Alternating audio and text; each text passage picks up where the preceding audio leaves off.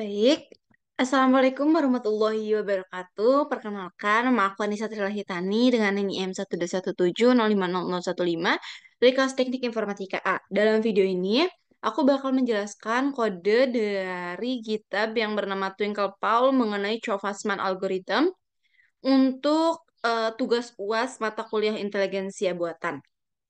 Sebelumnya, aku bakal jelasin dulu kenapa aku ambil kode ini yang masuk kepada tema mesin learning bioinformatik. Yang pertama, karena prediksi struktur proteinnya, kode ini menerapkan algoritma Chov-Fasman, salah satu metode klasik untuk memprediksi struktur sekunder protein, helix, beta sheet, dan turn berdasarkan probabilitas pembentukan struktur tersebut oleh asam amino tertentu. Prediksi struktur protein merupakan bidang penting dalam bioinformatika struktural. Yang kedua, pemanfaatan data biologis. Kode ini menggunakan data parameter asam amino yang merupakan pengetahuan biologis untuk menentukan kecenderungan pembentukan struktur sekunder. Yang ini menunjukkan penggunaan data biologis untuk menghasilkan informasi baru. Kemudian yang ketiga ada pemrosesan data berbasis aturan. Algoritma Chov-Fasman menggunakan aturan dan probabilitas untuk memproses data sequence protein dan menghasilkan prediksi struktur. Ini merupakan salah satu pendekatan dalam machine learning. Maka dari itu, kode ini menunjukkan penerapan dasar machine learning dalam bioinformatika khususnya untuk prediksi struktur protein. Kita langsung saja jelaskan kode-kode yang ada dalam ini ya. Yang pertama kita masuk ke residu paramnya dulu.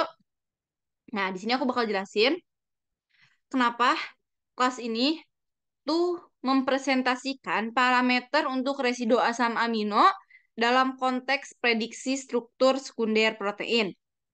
Fungsinya ada, nah di sini nama ini adalah nama asam amino, terus PA ini adalah propensitas untuk membentuk alpha helix, kemudian PB ini yang PB adalah propensitas untuk membentuk beta sheet dan PT yakni propensitas untuk membentuk turn.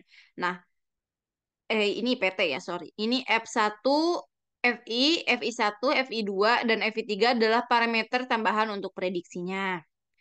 Kemudian, bagaimana sih cara membaca parameter di file ini tuh? Kita pakai ini nih, read parameter file. Ini tuh buat membaca parameter residu dari file param eh, itu dan mengembalikan daftar objek residu param.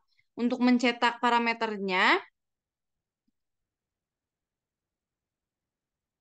di sini ada. Bentar ya. Nah, di sini ada to print. Ini tuh buat mencetak daftar parameter residu ke layar dalam format tabel. Kemudian untuk getter dan setternya,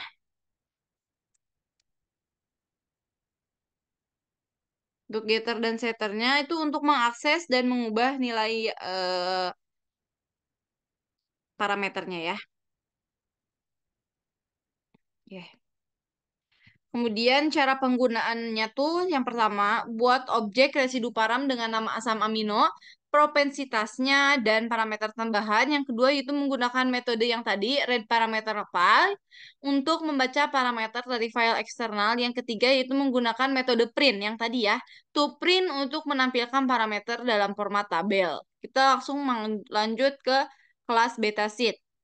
Nah, di kelas beta sheet ini mempresentasikan beta sheet dalam protein dan digunakan untuk mendeteksi wilayah beta sheet dalam suatu protein sequence. Di sini ada amino. Amino itu mengandung asam amino dalam sequence, kemudian is beta itu menandai apakah asam amino tersebut termasuk dalam beta sheet atau tidak. Kemudian PAPB ini propensitas asam amino untuk membentuk alpha helix dan beta sheet.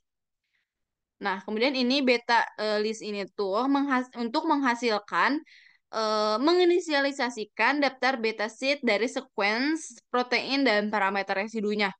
Kemudian, nah, find beta sheet regions ini untuk menemukan wilayah beta sheet dalam protein sequence. Kemudian ini extend left dan extend right-nya itu adalah metode untuk membantu untuk memperluas wilayah beta sheet yang terdeteksi. Kemudian untuk cetak hasilnya ada beta list to string.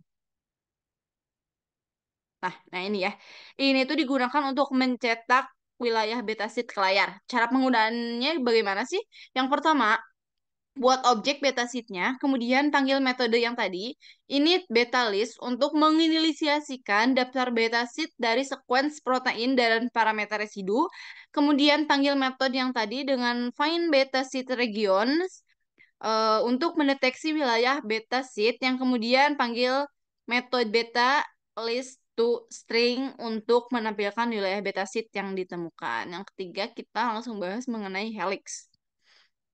Nah, di sini tuh helixnya tuh untuk mempresentasikan helix dan protein, di sini ada amino yang artinya asam amino dalam urutan protein.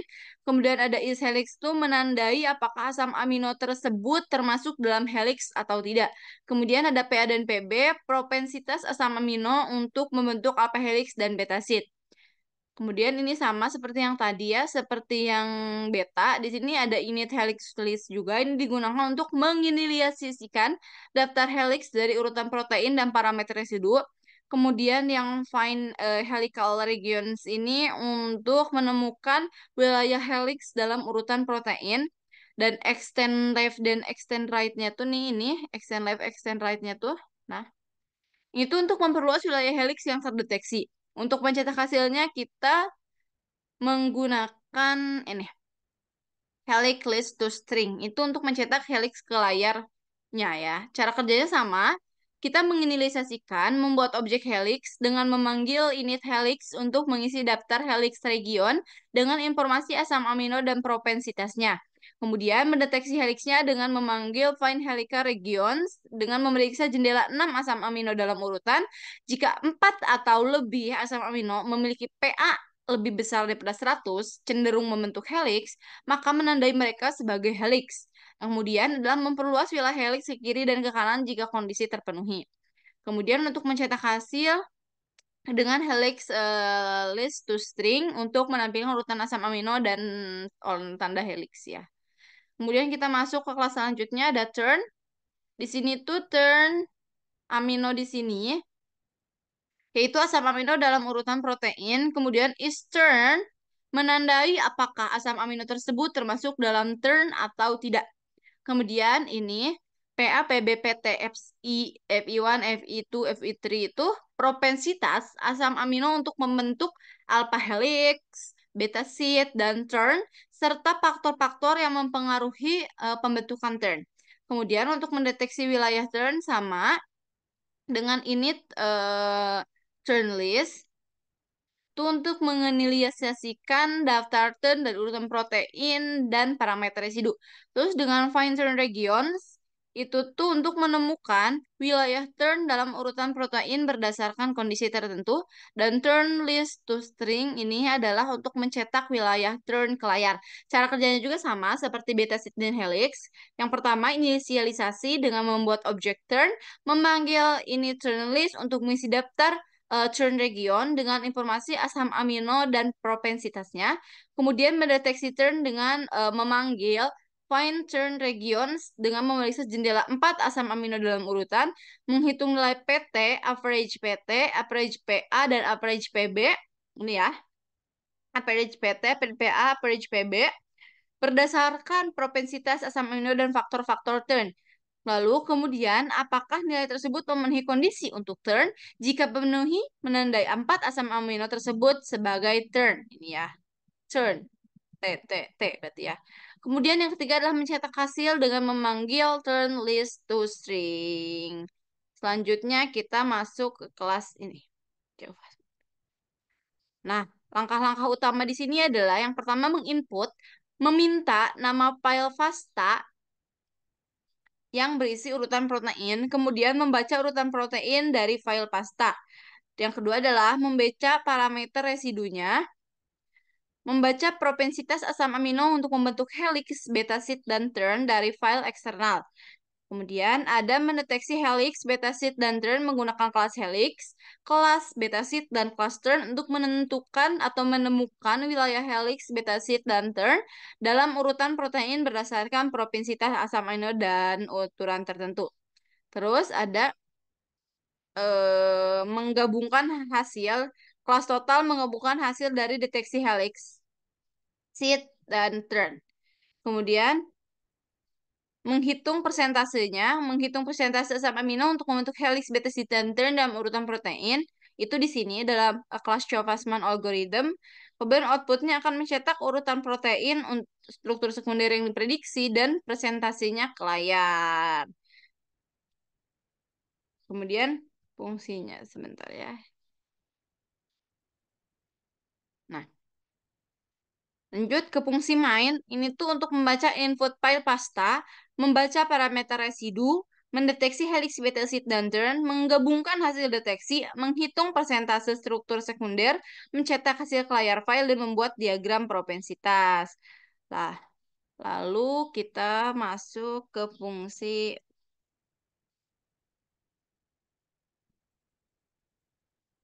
find output.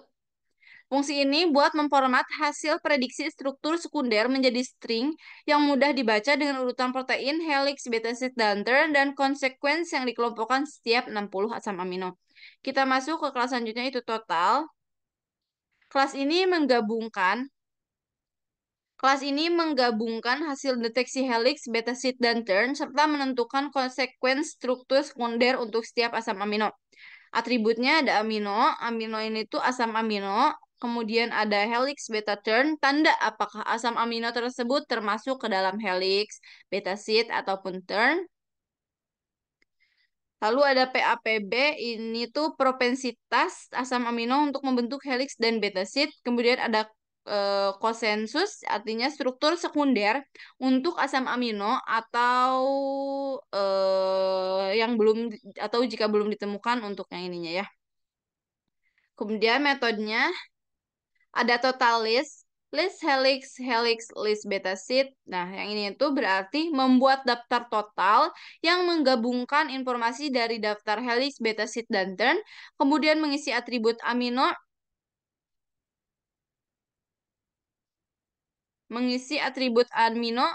helix, beta, turn, PA, dan PB untuk setiap asam amino. Kemudian menginisiasikan konsekuens dengan tanda ini nih. Nah, ini tuh buat menginisialisasikan konsensus dengan tanda ini ya guys. Lalu kemudian ini tuh untuk mengembalikan daftar total. Kita masuk ke metode selanjutnya, ada metode find konsensus.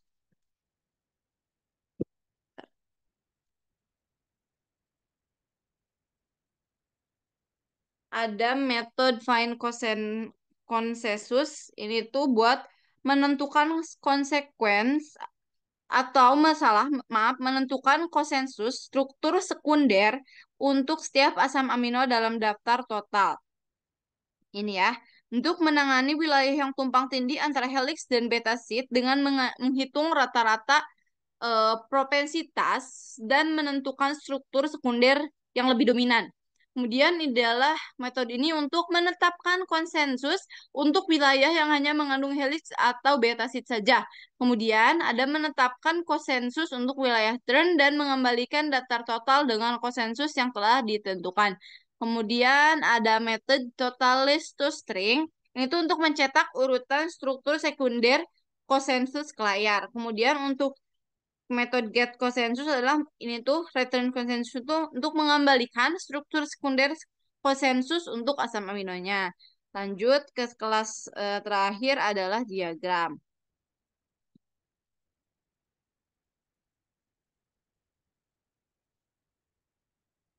Nah, fungsi utamanya yaitu untuk membuat dan menampilkan diagram garis yang memvisualisasikan propensitas helix dan betasit untuk setiap asam amino dalam protein.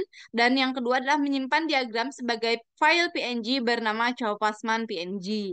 Komponen utamanya adalah konstruktor. Mengambil latar propensitas helix scores dengan propensitas beta sheet scores 1. Kita itu dulu ya biar jelas. Nah, biar tidak biar terlihat ya ini. Nah, ini tuh untuk helix dan itu untuk beta sheet ya yang scores 1 tuh untuk beta sheet dan urutan asam amino ini nih, asam amino sebagai input. Menginisiasikan atribut untuk ukuran diagram warna garis dan tabel. Nah, lanjut ke metode paint component graphic. Nah, ini tuh untuk menggambar elemen-elemen diagram termasuk ke dalam latar belakang, sumbu X dan sumbu Y dengan label dan garis grid, garis merah untuk propensitas helix, garis biru untuk propensitas beta sheet, titik-titik pada garis, dan legenda untuk helix dan beta sheet. Kita masuk ke metode selanjutnya.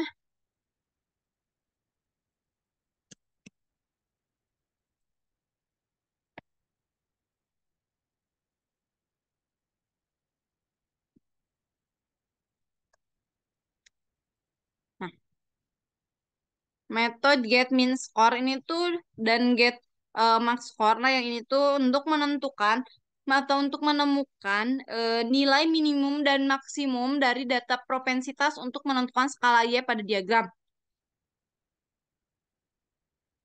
Nah, kemudian ini metode set scores dan get scores tuh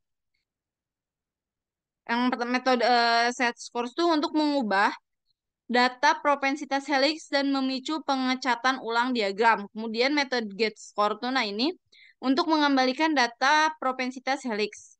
Lanjut ada metode create and show GUI. Ini tuh untuk membuat panel diagram, membentuk judul dan mengatur legenda, membuat frame untuk menampilkan diagram, menampilkan frame dan menyimpan diagram sebagai PNG.